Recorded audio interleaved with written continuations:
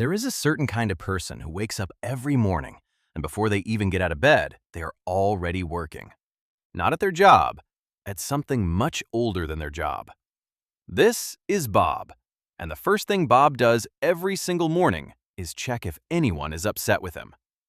A message that just says, "Okay," no emoji. Bob reads it 4 times. Was that a cold okay? Did he do something yesterday?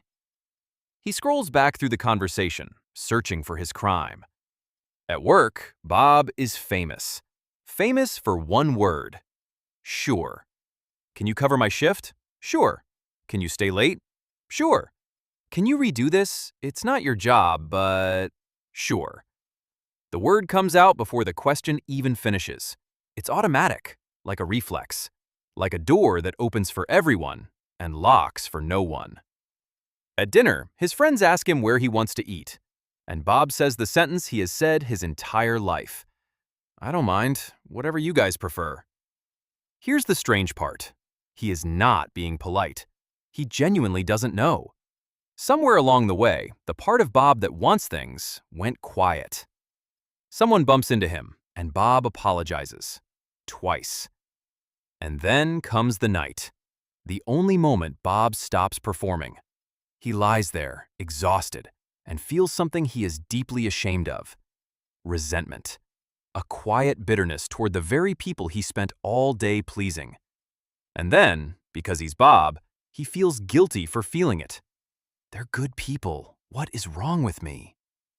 If you know someone like this, or if you just recognized your own morning, your own sure, your own ceiling at 2 a.m., stay with me.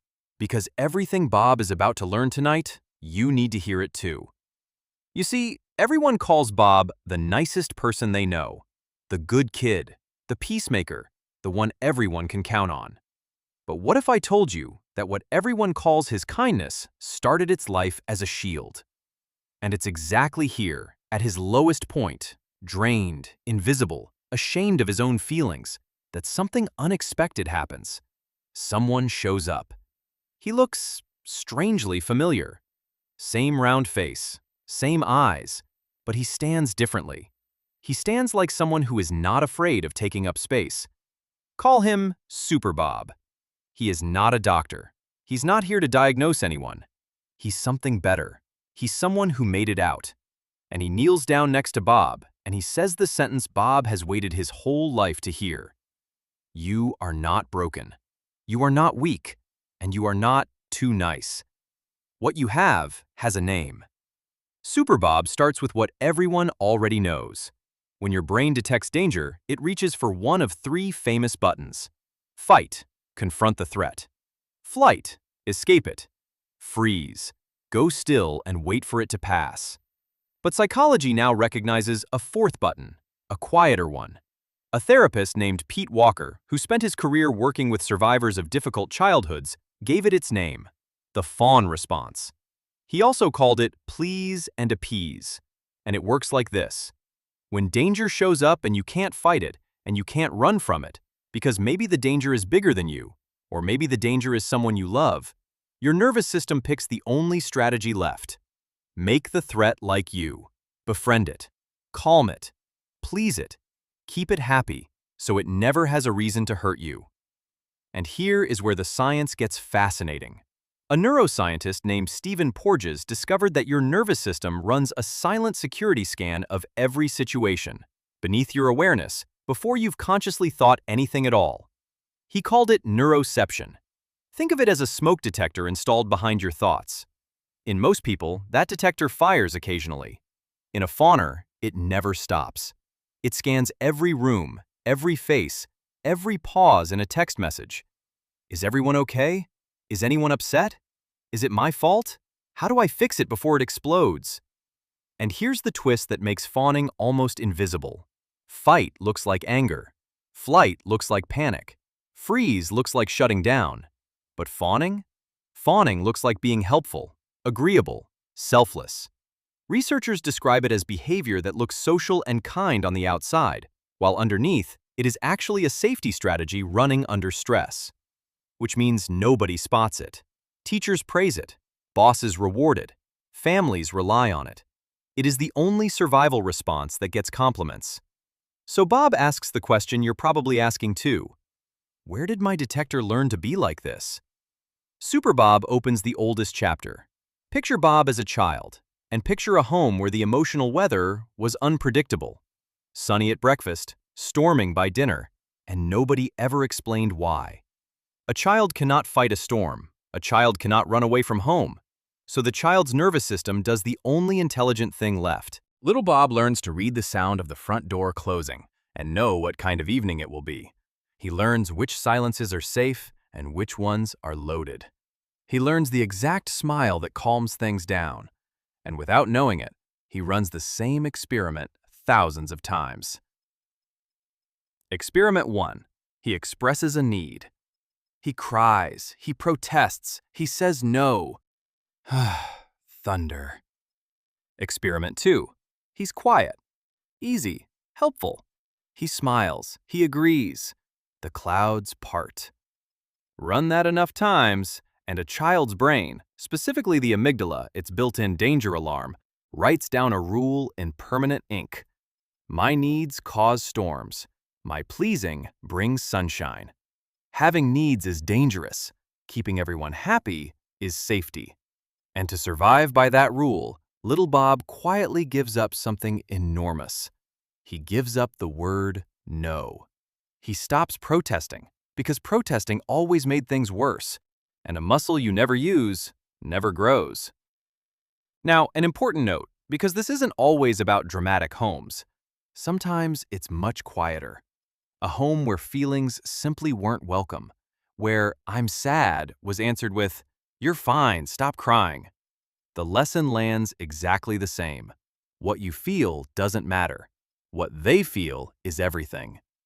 And listen to this part carefully, because Super Bob insists on it. Back then, fawning was not a flaw.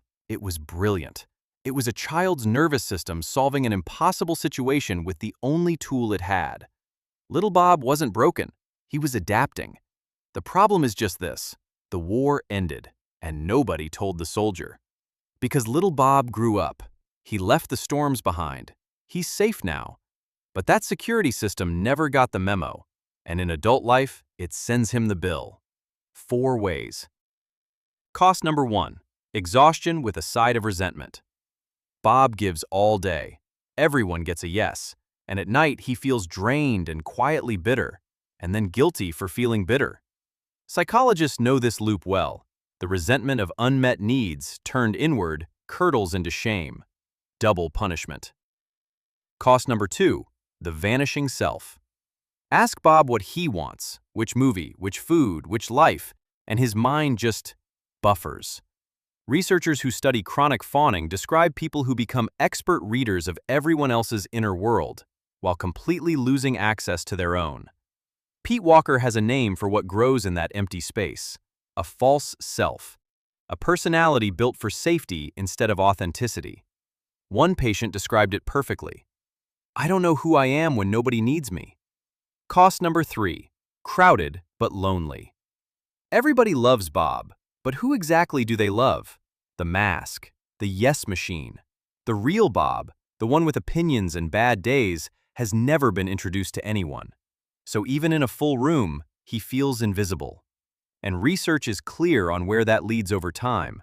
Chronic fawning quietly feeds anxiety and depression, often without the person ever connecting the dots.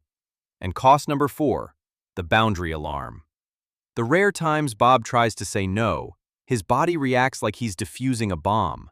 Heart pounding, stomach in a knot, a tidal wave of guilt. Stress hormones like cortisol flooding a situation that is, objectively, just a coworker asking a favor. Not because saying no is wrong, but because his alarm still thinks it's 20 years ago. And this is where Super Bob leans in. Because he didn't come to explain the prison, he came with keys.